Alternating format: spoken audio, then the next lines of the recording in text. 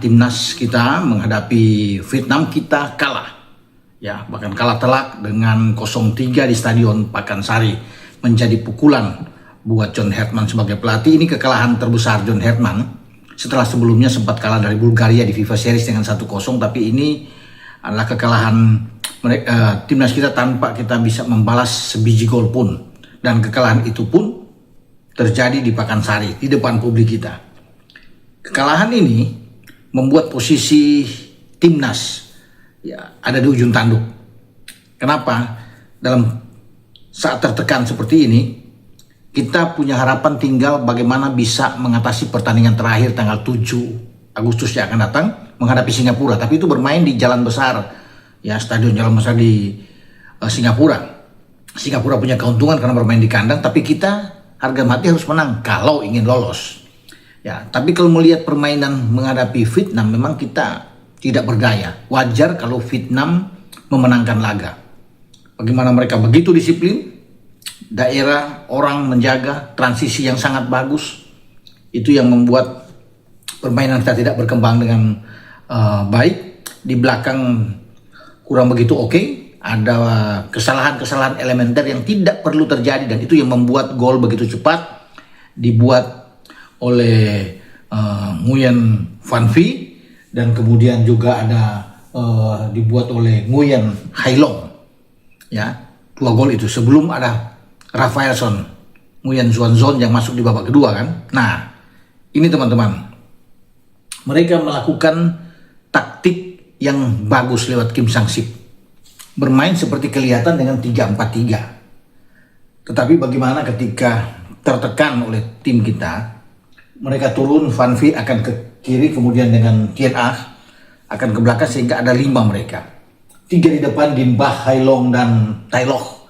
Ini turun ke tengah sehingga mereka ada bisa 5 juga di tengah, ya, dengan hanya meninggalkan pergantian antara Dinh Ba dan Tai Loc secara bergantian. Jadi meninggalkan bahkan kadang-kadang tinggal 1, jadi mereka bermain dengan 4, ya, 5-1 posisi mereka. Luar biasa memang. Mereka menguatkan di tengah karena tahu kekuatan Indonesia ada di Tom Hae. Makanya Tom Hae tidak berkutik, tidak diberikan ruang sama sekali untuk bisa melakukan passing-passing, umpan-umpan ke depan, entah kepada Mitchell Baker dan juga Ragnar Arsana, sehingga kita memang terkunci sama sekali. Kreativitas nggak ada.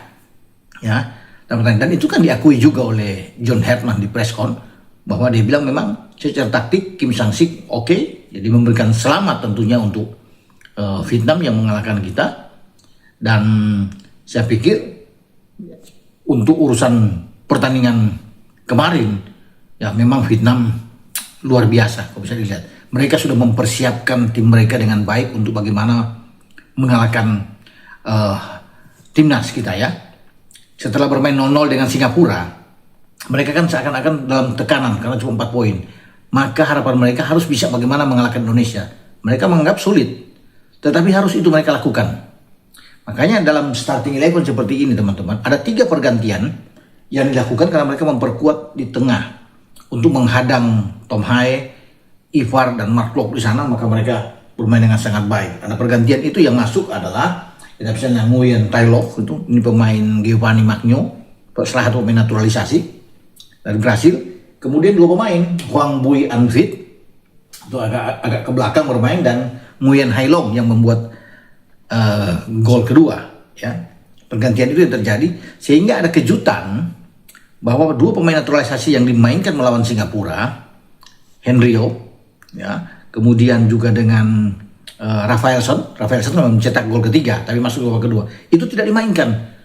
Itu luar biasa, ada surprise ini. Kim Sang-sik tidak memainkan 2 ini, tapi dia memainkan Bui Hoang dan Nguyen Hai Long untuk ada bersama dengan Nguyen Loc Tai. Jadi selain Rafaelson dan Henryo, satu lagi pemain yang dikeluarkan, pemain belakang terbaik justru Duan Van Hao yang masuk di babak kedua memang, tapi di starting 11 tidak ada. Makanya itu luar biasa. Jadi mereka bisa menumpuk pemain di tengah untuk bisa mencegah alur serangan kita sehingga tidak boleh sampai ke lini serang, di mana mereka tahu ada Mitchell Baker, ya, pemain yang berbahaya. Dan memang Mitchell Baker pun dikunci dalam pertandingan ini secara bergantian oleh Tan Chong dan Zuan Man yang bermain. Jadi 3 poin ini terasa penting sekali bagi Vietnam dan mereka mendapatkan itu. Sehingga peluang untuk maju ke semifinal sudah di depan mata. Mereka tinggal memainkan 1 pertandingan di kandang mereka juga melawan Kamboja, dan saya yakin mereka bisa memenangkan pertandingan. Berbeda dengan kita kan, punya misi yang berat, ya. Harus kita hadapi Singapura dan cuma menang, seri out, apalagi kalah. Makanya menjadi tugas berat bagi seluruh pemain untuk fokus untuk ke depan, ya, karena masih ada 1 pertandingan. Ya pasti kita akan kecewa ya dengan hasil ini, apalagi ini kan seakan-akan dipermalukan bermain di kandang. Tapi tidak perlu kita untuk menghujat teman-teman ya, justru kita memberikan motivasi karena masih ada 1 pertandingan, belum berakhir. Misi ini masih ada kesempatan, ya kecuali memang sudah habis ketika kita bermain di Singapura kita tidak lolos, ya tentunya ada evaluasi bagi John Hetman, ya. Dan kelihatan sekali memang 2 gol itu terlalu cepat di menit ke-6 dan menit ke-15, sehingga memberikan kesempatan kepada Vietnam untuk bisa mengontrol permainan. Kita sudah kacau memang, justru mereka bermain yang lebih tenang. Tadinya kan saya pikir memang ada provokasi, bahkan mereka bisa mungkin memancing emosi kita, justru mereka lebih tenang. Kita yang terpancing justru. Ya, permainan keras yang dilakukan oleh pemain-pemain kita, termasuk dari Tom Haye, dari Ivar Jenner yang bermain dengan sangat keras, dan berbagai upaya sudah dilakukan oleh John Hetman. Ya, termasuk bagaimana di babak kedua untuk melakukan beberapa pergantian, Beckham masuk, Raven juga ikut masuk, banyak yang masuk, Raihan Hanan juga ikut dimainkan, ya, tetapi tidak bisa mengubah segalanya karena memang kita tidak berkembang. Itu tadi yang saya bilang, hilang kreativitas di tengah, ya, yang memang tidak jalan, yang dikunci habis oleh pemain-pemain Vietnam. Dan Hetman bilang bahwa Kim Sang-sik memainkan taktik strategi yang tepat untuk mengalahkan tim asuhannya, dan dia akan melakukan evaluasi untuk pergi ke Singapura, dan harapan masih tetap terbuka.